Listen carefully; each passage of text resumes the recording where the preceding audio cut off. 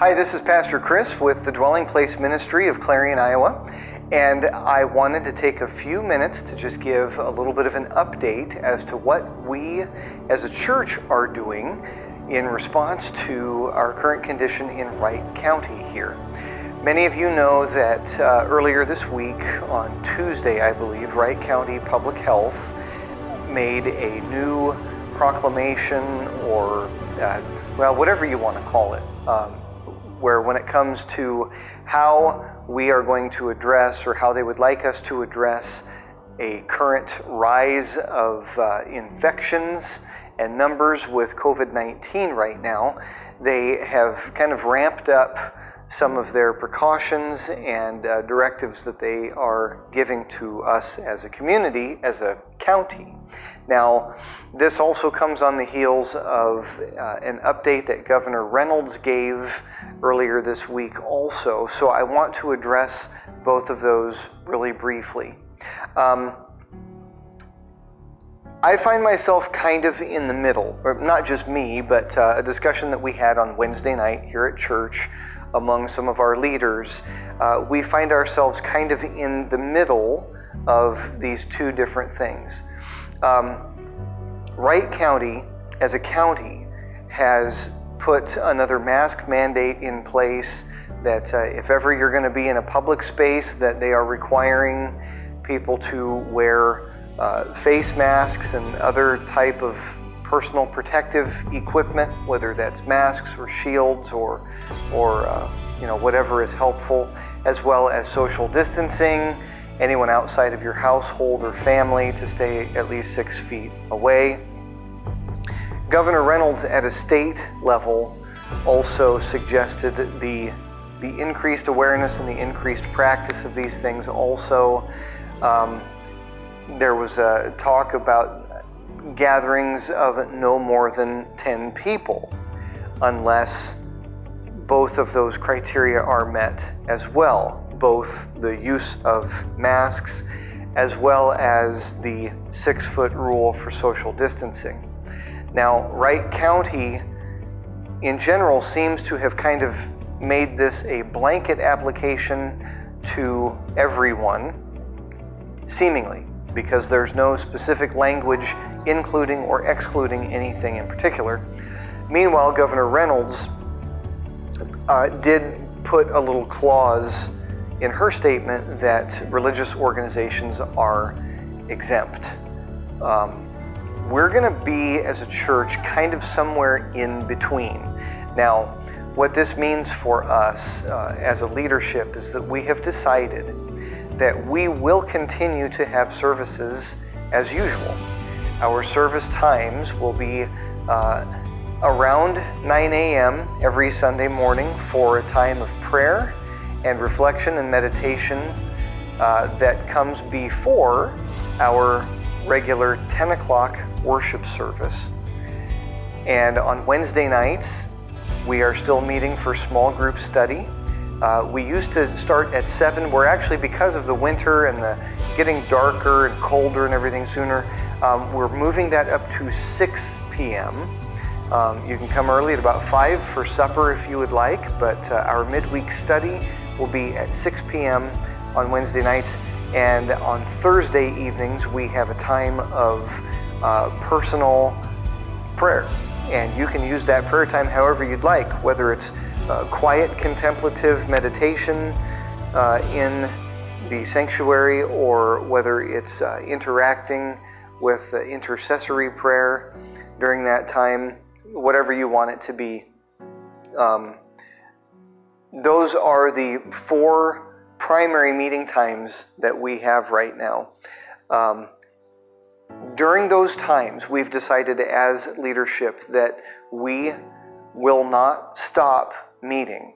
We will continue to gather and offer those services to our church family, as well as anybody that may be watching this that because of this, maybe your church will be closing down or tightening things down a bit. If that's the case, and you would still like to have a place to fellowship, we are not trying to take anyone away from where you normally fellowship or your church family. We never seek to take someone away from where they call home spiritually. But we do want to serve as a place that maybe in the meantime, if you are unable to attend your own church for whatever reason, and you do still want to fellowship with others, our doors will always be open to you for however small or large amount of time that you see fit. That is between you and the Lord. I always tell people I never go out of my way to try to convince or twist somebody's arm to come to our church. And then once they're here, regardless of what's going on, I never do anything to go out of my way to try to get them to leave either. So this is totally between you and the Lord. But our doors are open, and what we are going to do is we are going to have services as usual. As a church, our stance is that we will not be requiring face masks. We will not be requiring social distancing. Now, with that in mind, we also want to be very clear that our goal here is to not be reckless. Our goal is also not to be rebellious against anything that has been stated. We respect, for the purposes that they have, we respect what Wright County Public Health is suggesting.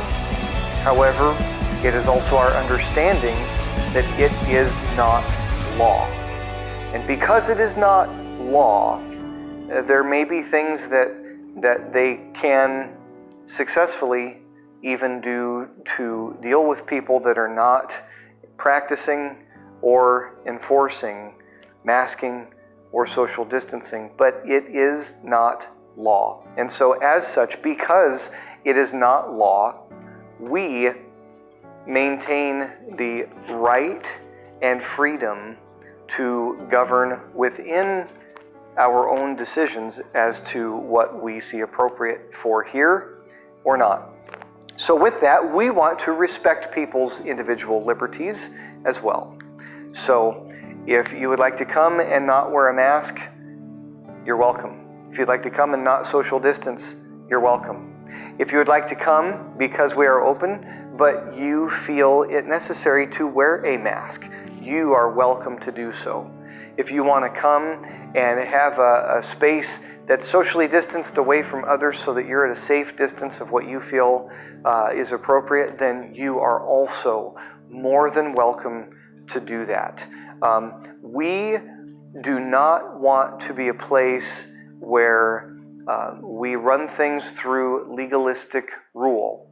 There are some who might feel that their faith is strong enough and substantial enough that they can stand on the overall teaching of what we believe the Scripture says, that God intends for us to be submitted to Him and His ways, and that one of those blessings and benefits is that we can walk in different levels or degrees of divine health. And some people experience that in more ways than others. We understand that. Not everyone is experiencing the same thing in that area.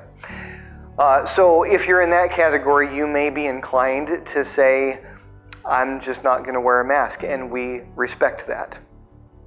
Others may not feel as confident in that, and so your decision to wear a mask and to social distance is also respected, because we want to respect people wherever you might fall on that spectrum.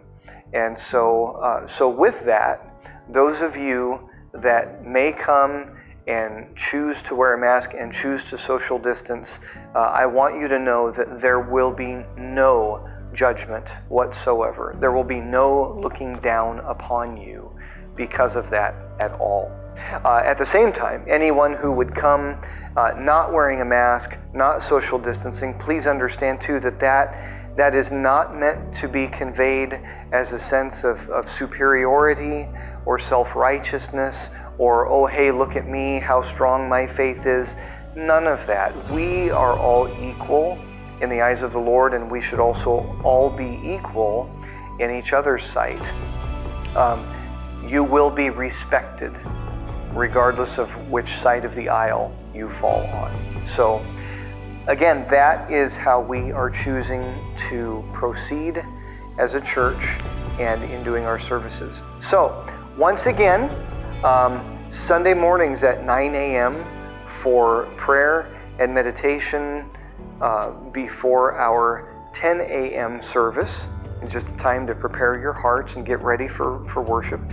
10 a.m. will be our regular weekly Sunday morning worship service, a time of praying together and declaring the Psalms and praying for one another, sharing testimonies, a time of listening to the scriptures and teaching and input as we discuss those things together.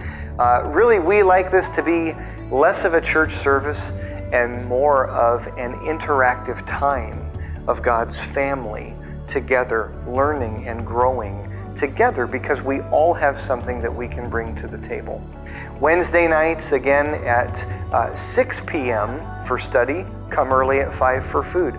But 6 p.m. for study, where we are actually going through a series right now that we're actually, this next Wednesday, we will be into week 10, but it is not too late to get involved if you want to, because there is a lot of content.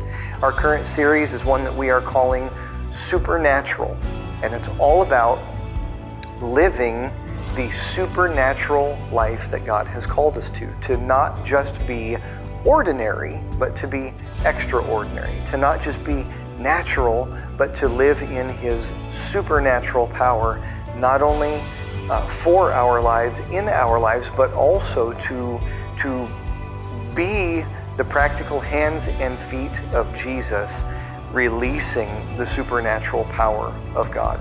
So that's open to anybody, as well as Thursday nights. Maybe you just need a time to get away from the regular grind of life, whether you come to this church or not. You just need a place to get away. Thursday nights, our sanctuary is always open. Well, I should say usually, unless there are some kind of extenuating circumstances where I or others can't be here. Typically on Thursday nights at 6:30, from about 6:30 until 8, our sanctuary is open, and you are welcome to come and pray. So we hope to see you any one of those times, whether you're already part of our church family or whether you are looking for maybe a new place or a temporary place in these times to call home. So again, I'm Pastor Chris with the Dwelling Place Ministry in Clarion. God bless you. Have a wonderful weekend, and we hope to see you soon. Bye-bye.